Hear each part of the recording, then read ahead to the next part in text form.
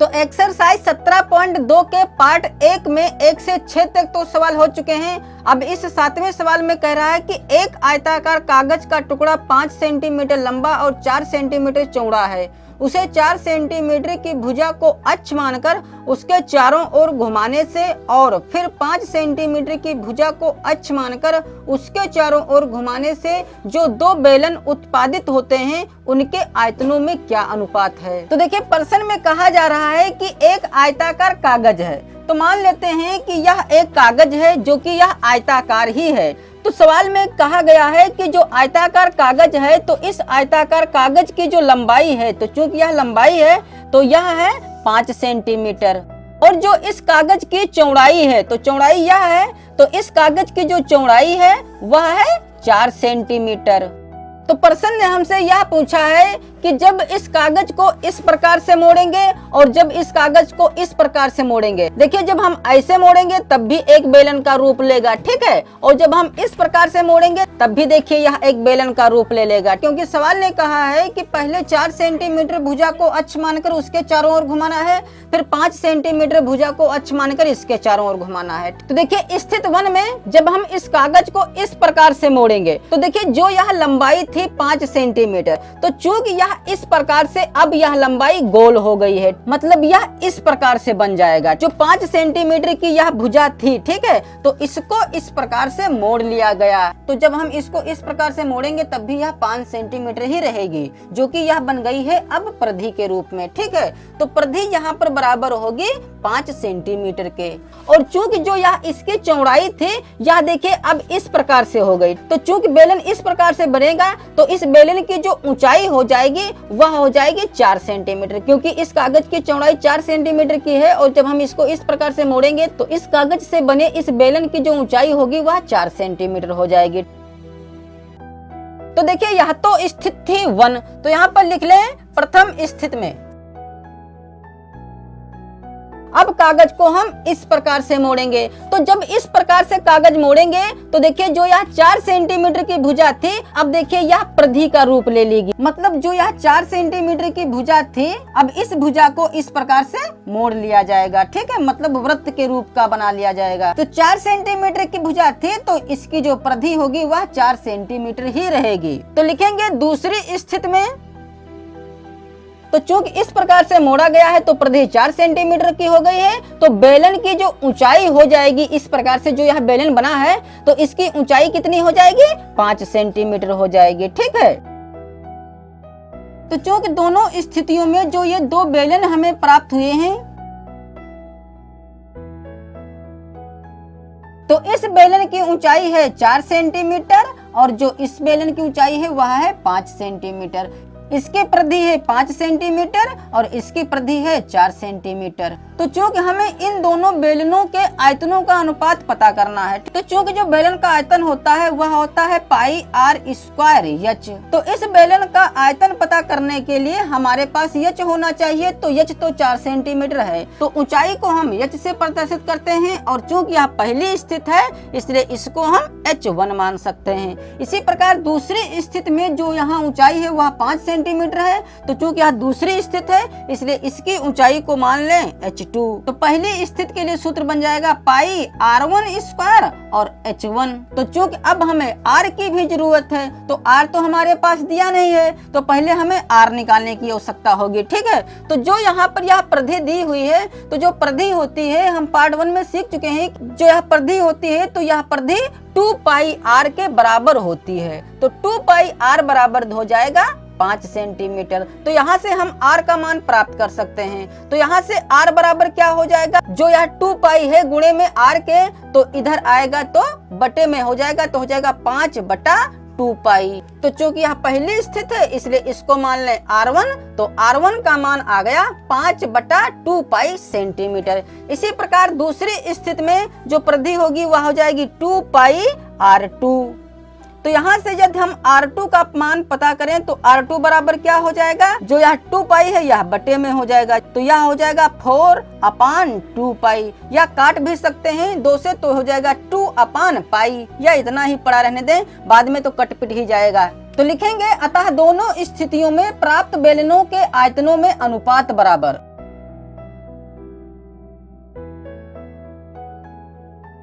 और हम जानते हैं कि किसी भी चीज का जब हम अनुपात निकालते हैं तो उसे हम बटे में रखते हैं। मतलब बेलनों के जो आयतनों में अनुपात होगा वह क्या होगा, पहले बेलन का आयतन बटे दूसरे बेलन का आयतन। तो पहले बेलन का आयतन हो जाएगा पाई R1 स्क्वायर H1 और बटे में रखेंगे दूसरे बेलन का आयतन जो कि हो जाएगा पाई R2 स्क्वायर H2। तो देखिए इस पाई से तो यह पाई कट जाएगी, तो R1 का मान दिया हुआ है 5/2 पाई, तो इस R1 की जगह पर लिख दें 5/2 पाई और चूंकि इस पर स्क्वायर लगा हुआ है इसलिए इसको 2 बार लिख सकते हैं 5/2 पाई। फिर गुणे H1, तो H1 का मान है 4 सेंटीमीटर, फिर अपान R2 का मान रखेंगे तो R2 का मान है 4/2 पाई। तो हम सीख चुके हैं कि मेन बटे के ऊपर भी भिन्न है और मेन बटे के नीचे भी भिन्न है, तो यह वाली भिन्न पलट जाएगी, तो पलट जाएगी तो 2 पाई ऊपर चला जाएगा, तो इस 2 पाई से यह 2 पाई कट जाएगा और इस 2 पाई से यह 2 पाई कट जाएगा। ठीक है, इस 4 से यह 4 कट जाएगा, इस 5 से यह 5 कट जाएगा, तो हमारे पास ऊपर बचेगा 5 और बटे में बचेगा 4, तो यह हो जाएगा 5/4 और चूंकि इसको हमें अनुपात में दिखाना है तो इसको लिख लें 5/4, अतः यही हो जाएगा हमारा आंसर। अब इस 8वें सवाल में कह रहा है कि यदि बेलनाकार तार का व्यास 5% कम कर दिया जाए तो बताओ उसकी लंबाई कितने प्रतिशत बढ़ जाएगी जबकि आयतन में कोई अंतर ना हो। तो देखिए प्रश्न में यह कहा जा रहा है कि एक बेलनाकार तार का व्यास 5% कम कर दिया जाए। मतलब कोई एक बेलन है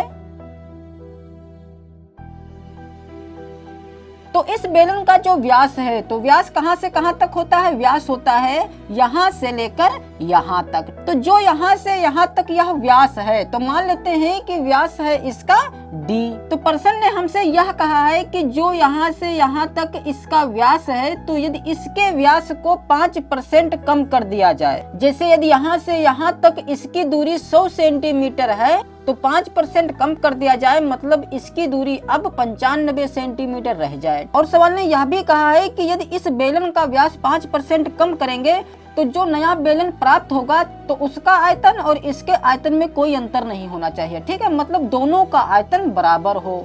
तो दोनों आयतनों को बराबर करने के लिए यदि इसका व्यास 5% कम कर दिया जाएगा तब हमें इसकी ऊंचाई बढ़ानी पड़ेगी कुछ। ठीक है, मान लेते हैं कि 5% इसका व्यास कम करने पर हमें यह बेलन प्राप्त होगा। तो देखिए पहले इसकी जो मोटाई थी वह मोटाई अब कम पड़ गई, ठीक है, लेकिन इसकी लंबाई बढ़ गई जबकि इसकी लंबाई कम थी। तो 5% व्यास इसका कम करने पर यदि आयतन में कोई अंतर ना हो तो नए बने बेलन की लंबाई कितने % बढ़ जाएगी हमें वह पता करना है। ठीक है, तो सबसे पहले तो हम यह जाने कि इस बेलन की लंबाई पहले कितनी थी। तो मान लेते हैं कि इस बेलन की जो लंबाई है, देखिए इस प्रकार से है तो इसकी तो ऊंचाई है इस वक्त, और यही बेलन यदि इस प्रकार से होता तो यहाँ से यहाँ तक इसकी लंबाई हो जाती। ठीक है, तो इसकी ऊंचाई ना समझकर समझ लेते हैं कि यह इसकी लंबाई है। ठीक है, जिसे हम यल से प्रदर्शित करते हैं। तो मान लेते हैं कि शुरुआत की लंबाई यल है और चूंकि हमें दूसरा भी बेलन एक प्राप्त करना है तो इसकी ऊंचाई को L1 मान लें और इसके व्यास को D1 मान लें, और जो यह नया बेलन बना है तो इसके व्यास को मान लेते हैं D2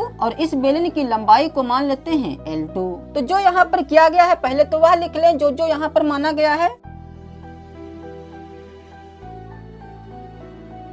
तो मान लिया गया कि प्रारंभिक व्यास D1 तथा अंतिम व्यास D2 है और प्रारंभिक लंबाई L1 तथा अंतिम लंबाई L2 है। तो चूंकि इन दोनों का जो आयतन है वह तो बराबर है तो इसका आयतन और इसका आयतन हम बराबर करेंगे ताकि यहाँ से हम L2 का मान प्राप्त कर सकें। तो इसका आयतन हम कैसे पता करेंगे, क्योंकि बेलन के आयतन का सूत्र होता है पाई R स्क्वायर H। ठीक है, तो H नहीं है यहाँ पर L माना गया है तो यहाँ पर H की जगह पर L लिखेंगे। तो चूंकि सूत्र में हमें R की जरूरत पड़ेगी तो R तो हम इस D1 का आधा करके पता कर सकते हैं इस बेलन के लिए, और इस बेलन के लिए यदि हम R पता करेंगे तो D2/2 कर देंगे। तो पहले तो हम यहाँ से D2 का मान पता कर लें। D2 बराबर कितना हो जाएगा, तो जो यह D2 है तो D2 जो है यह D1 से D1 का 5% कम है। तो देखिए या तो D1 में से हम D1 का 5% कम कर लें इस प्रकार से, क्योंकि जो 5% है तो उस 5% को हम 5/100 लिख सकते हैं। तो इसका मतलब यह हो गया कि पहले के व्यास से 5% कम, मतलब घटा देंगे। ठीक है, तो इसको जब हम हल करेंगे तो 5 एकम 5, 20 पंचे 100, तो D1 माइनस D1 बटा हो जाएगा 20, तो 20 हो जाएगा एलसीएम, तो 20D1 माइनस D1, तो 20D1 में से 1 D1 घटाएंगे तो बचेगा 19D1 बटा 20। ठीक है, या तो इतना सब कुछ कर सकते हैं, या हम जानते हैं कि जो इसका व्यास है यह 5% कम कर लिया गया है, मतलब कुल 95% ही इसका व्यास रह गया है। तो हम डायरेक्ट यहाँ पर लिख सकते हैं कि जो D2 है वह D1 का 95% है, या इस 95 की जगह पर हम 100 माइनस 5% भी लिख सकते हैं। ठीक है, या 95% ही पड़ा रहने दें। तो D1 का 95% कैसे निकालेंगे? D1 गुणे 95 तो रहेगा, और यह जो परसेंट होता है यह बटे में 100 बन जाता है। ठीक है, तो देखिए 5 से दोनों संख्याएं कट जाएंगी, तो 19 पचे 95 और 20 पंचे 100, तो यह आ जाएगा 19D1 अपान 20। और देखिए जब इस तरीके से किया गया था तब भी 19D1 अपान 20 ही आया है। तो दोनों तरीकों में से हम कोई भी एक तरीका यूज कर सकते हैं। तो चूंकि जो यहाँ D1 D2 है यह तो व्यास है, और हम जानते हैं कि सूत्र में हमें व्यास की नहीं त्रिज्या की जरूरत पड़ती है। तो पहले तो हम इसकी त्रिज्या पता कर लें। तो त्रिज्या कैसे पता करेंगे? तो त्रिज्या जो होती है वह व्यास की आधी होती है। ठीक है, तो जो R2 होगा, मतलब जो इस बेलन की त्रिज्या होगी वह कितनी हो जाएगी? इसका हम आधा कर देंगे, 19D1 बटा 20 का आधा करेंगे। ठीक है, तो आधा करने के लिए हमें 2 से भाग कराना पड़ेगा, मतलब बटे में 2 हो जाएगा। तो यह हो जाएगा 19D1 अपान 20 दूनी 40। और इसके आयतन के लिए भी हमें R1 की जरूरत पड़ेगी, तो R1 भी पता कर लें। तो R1 बराबर क्या हो जाएगा? क्योंकि इसका व्यास है D1, तो D1 का कर दें आधा, तो इस बेलन की त्रिज्या आ जाएगी D1 अपान 2। तो चूंकि प्रश्न में कहा गया है कि इन दोनों बेलनों के आयतनों में कोई अंतर नहीं है, मतलब दोनों आयतन बराबर हैं। ठीक है, तो लिखेंगे प्रश्नानुसार। तो प्रश्नानुसार क्या हो जाएगा? इसका आयतन बराबर इसका आयतन। तो इसका आयतन हम कैसे निकालेंगे? पाई R स्क्वायर H, तो H की जगह पर L माना गया है तो L हो जाएगा, और चूंकि यह पहला बेलन है इसलिए R1 स्क्वायर और गुणे में L1 बराबर इसका आयतन क्या हो जाएगा? पाई R2 स्क्वायर और गुणे L2।